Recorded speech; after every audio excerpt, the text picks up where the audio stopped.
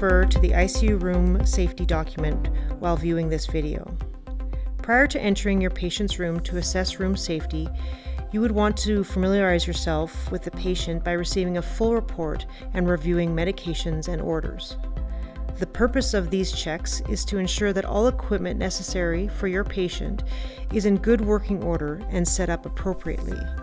In this video, we will check safety equipment, IV lines and pumps, and alarms.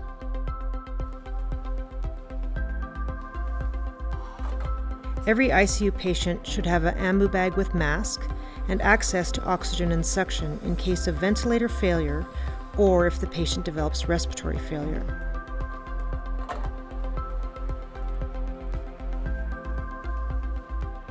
Other items that may also be available include oral airways, a tracheostomy kit, wire cutters, and chest tube clamps, depending on the needs of the patient.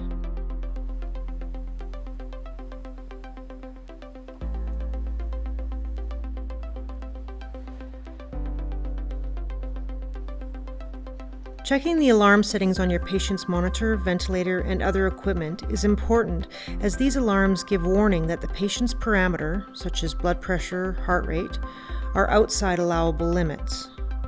Your institution may have a policy on acceptable limits. Ensure that you are familiar with this document. In the ICU environment, there are many high-risk medications that deserve special attention, as errors in administration can have severe consequences. Follow each IV line from the patient to the IV pump and then to the IV medication bag.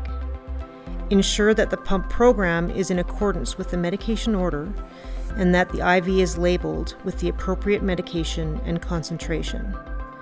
This will help mitigate potentially devastating errors.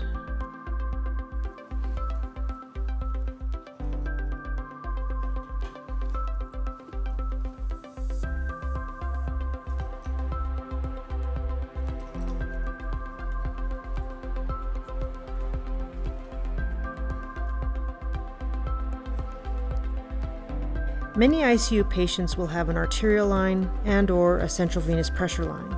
Ensure the pressure bag has sufficient pressure, typically 300 millimeters of mercury, that the tubing is intact, and zero the line. The square wave test should also be completed to determine that the line is optimally dampened. Failing to zero and perform the square wave test can lead to erroneous data, which could potentially negatively impact your patient.